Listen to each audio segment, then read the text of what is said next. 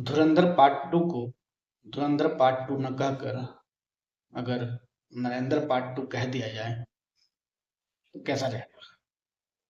क्योंकि ऐसा लगता है कि आदित्य धर ने इस फिल्म के अंदर पिछले 12-14 सालों का व्हाट्सएप में जो मैसेज फॉरवर्ड होते थे उसका ज्ञान, गोदी मीडिया का बकवास एजेंडा और प्रोपेगेंडा, इसके अलावा भाजपा प्रवक्ताओं के ज्ञान को इस फिल्म के अंदर समेट कर एक 4 घंटे की वीडियो रिलीज की है।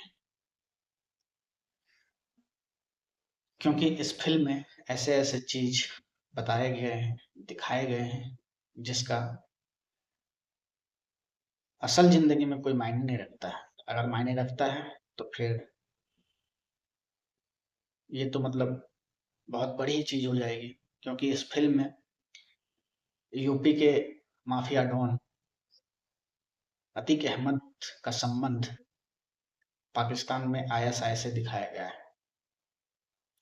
अतीक अहमद एक माफिया होने के अलावा वो 5 बार विधायक और 1 बार सांसद भी रहे।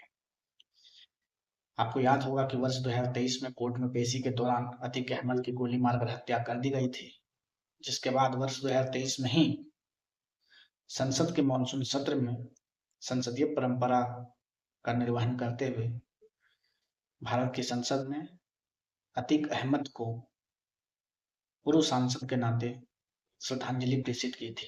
बाकायदा अतीक अहमद का नाम अनाउंस किया। प्रधानमंत्री, गृह मंत्री, रक्षा मंत्री, लोकसभा स्पीकर एवं तमाम संसद के सदस्य खड़े हुए, श्रद्धांजलि दी एवं उनको याद किया। अब आदित्य धर को ये पूछना चाहिए कि अगर अतीक अहमद का संबंध आईएसआई से था, तो फिर भारत के प्रधानमंत्री और गृह मंत्री उनको क्यों श्रद्धांजलि दे रहे थे? ये सवाल भारत सरकार से भी पूछना चाहिए।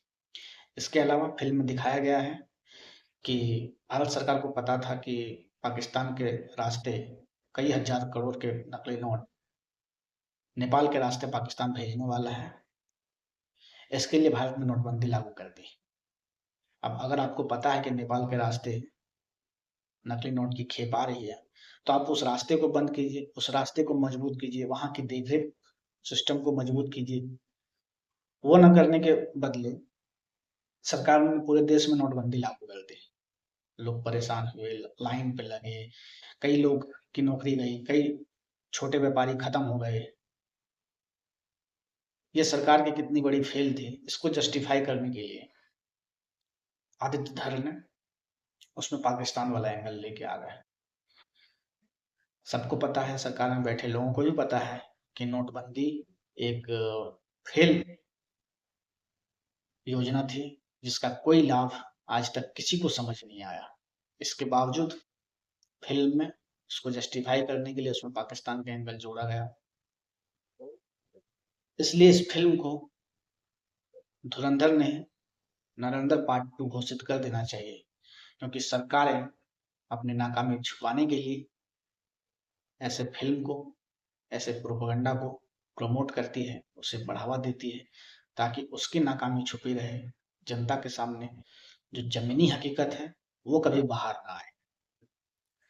फिल्म जिसके इर्द गिर्द घूम रही है, सान्याल, अजित अजित डोभाल के किरदार को दिखाने वाला सान्याल, वो 2008 में जब मुंबई ब्लास्ट हुआ तब भी वहां था, कंधार हाईजैक हुआ तब भी वहां था,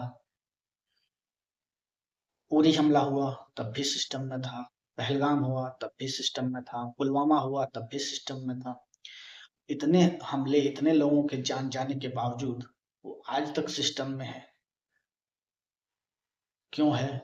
इतने फेल्योर के बाद वो वहां क्या कर रहा है? ये सवाल तो सरकार से पूछा जाना चाहिए। आदमी को 1 मौका देना चाहिए, 2 मौका देना चाहिए। वो सिस्टम में होते हुए, उसके पास सारे इनपुट होते हुए, वो आज तक एक हमले नहीं रोक पाया है।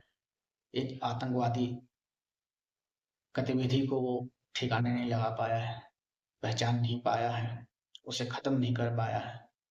फिर भी वो आज एक बड़ा हस्ती है, सरकार के अंदर, सिस्टम के अंदर क्यों है, ये सवाल होना चाहिए। आदित्य धर ने एक प्रोपेगेंडा चलाया है या भाजपा ने आदित्य धर के द्वारा चलवाया है।